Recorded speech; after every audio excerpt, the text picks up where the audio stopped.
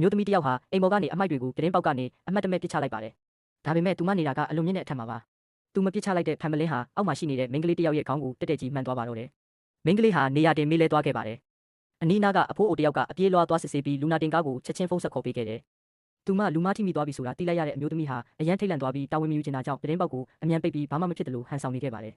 ဒါပေမဲ့သူမမသိလိုက်တာကတော့အောက်မှာသွေးအိုင်နဲ့လဲနေတဲ့မိန်းကလေးဟာသူမရဲ့ကိုယ်ပိုင်သမီးအရင်လေးဖြစ်နေတယ်ဆိုတာပါပဲတစ်ချိန်တည်းမှာပဲအိမ်ပြန်လာတဲ့မိန်းကလေးရဲ့ဖခင်ဖြစ်သူဟာသူ့နောက်ကနေလူနာတင်ကားတန်ကိုကြားလိုက်ရပါတယ်ဒါပေမဲ့သူကတော့ဒါဟာနမိတ်မကောင်းဘူးလို့ယူဆပြီးလမ်းမဖယ်ပေးတဲ့အပြင်လူနာတင်ကားရှိကနေတမင်ပိတ်မောင်းနေခဲ့ပါတယ်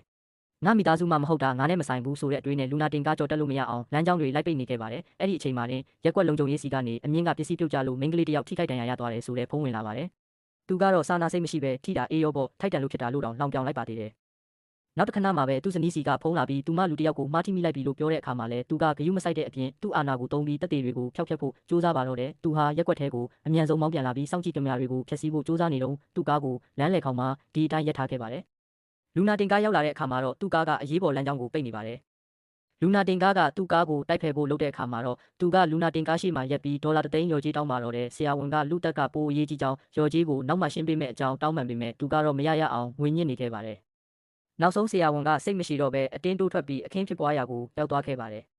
အခြေအနေကအရန်ဆိုးရင်ရတဲ့အတွက်လူနာကိုထန်းစင်ပေါ်တင်ဖို့ပြင်ဆင်နေတော့မှပဲဒီလူဟာရောက်လာပြီးထန်းစင်ကိုခြေထောက်နဲ့ကန်ချလိုက်ပြန်ပါတယ်အဲ့ဒီအချိန်မှာပဲထန်းစင်ပေါ်ကလဲကျသွားတဲ့မိန်းကလေးရဲ့မျက်နှာကိုမြင်လိုက်ရတဲ့အခါမှာတော့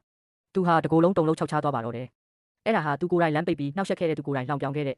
သူ့ရဲ့သမီးရင်းလေးဖြစ်နေလို့ပါပဲဆေးဖွဲကသမီးဖြစ်သူကိုလူနာတင်ကားပေါ်အမြန်တင်သွားတဲ့အချိန်မှာတော့သူဟာသမီးဖြစ်သူရဲ့မျက်နှာကိုကြည့်ပြီးအယူတယောက်လိုအော်ဟစ်ကြံရစ်ခဲ့ပါတော့တယ်